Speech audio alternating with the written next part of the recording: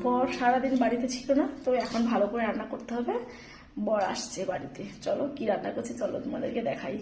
এই দেখো এখানে রুই মাছ আছে 3 পিস, মাছটাকে ভালো করে ধুয়ে নিয়েছি। আর এই যে আলু কেটে নিয়েছি, আর এই যে টমেটো ধনেপাতা দিয়ে এই মাছের ঝোলটা হবে। এই দেখো ভাত বসানো হয়ে গেছে, ভাতটা হয়ে গেছে আর কি। মাছের মধ্যে হলুদ দিয়ে দিচ্ছি ভালো করে, হলুদ দিয়ে এবার মাছটাকে ভাজবো। কড়া বসিয়ে দিয়েছি আর একটু নুন দেবো, নুন দিয়ে ভালো করে এবার মাছটাকে মেখে দেবো।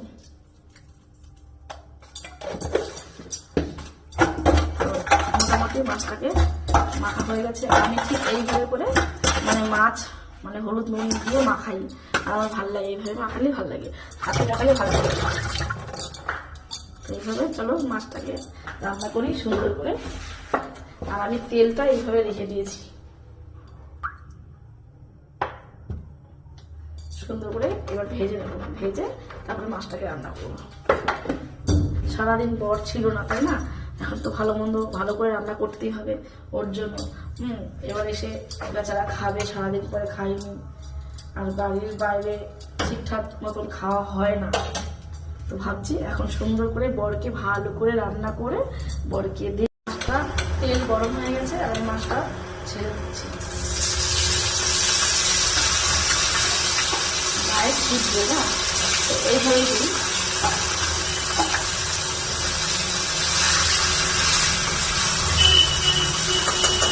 সুন্দর করে মাছের ঝোলটা ফুটে গেছে, এবার আমি ভেজে রাখা মাছগুলো দিয়ে দেবো।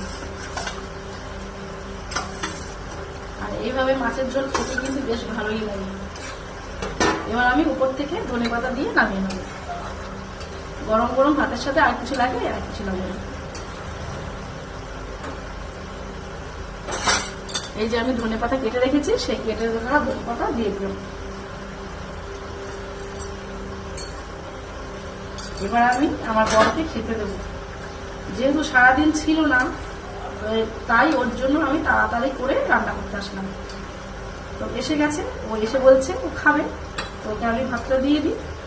বন্ধুরা দেখো একদম রান্না রেডি, মাছের ঝোল গরম গরম হয়ে গেছে আর ভাতটাও হয়ে গেছে। এবার ভাতটা আমি বেড়ে আমার বরকে দেবো খেতে। তো বরকে ভাত দিচ্ছি, সারাদিন পরে খাইনি না, তার জন্য কিন্তু তাড়াতাড়ি করে আমি চলে আসছি ওর জন্য রান্না করতে। ওর জন্য এত কিছু রান্না করলাম, এবার যদি ওকে যদি ভালো করে না খেতে দিই তাহলে কি ভালো লাগে? ভালো লাগে না তো, বলো না। তো দেখো এই যে আমার বরের ভাত একদম রেডি হয়ে গেছে। ছেলের ভাতটাও আমি দিয়ে দেবো, ছেলে ভাত খেয়ে পড়তে বসবে। বাবার সাথে সারাদিন খাইনি, তো ভাবলাম ওর সাথে ওকে দিয়ে দিই খেতে।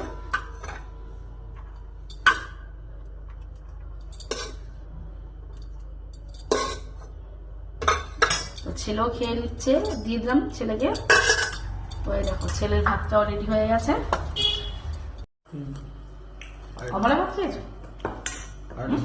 আর এটা ভালো যাও, ভালো লাগে। হ্যাঁ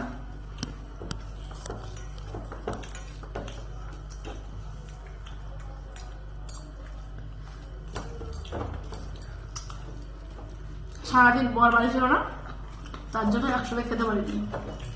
ভাবলাম এখন সবাই যখন একসাথে আছি একসাথেই খাই, ভালো লাগবে।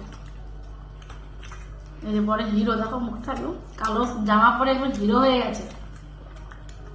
আর এই যে ছেলে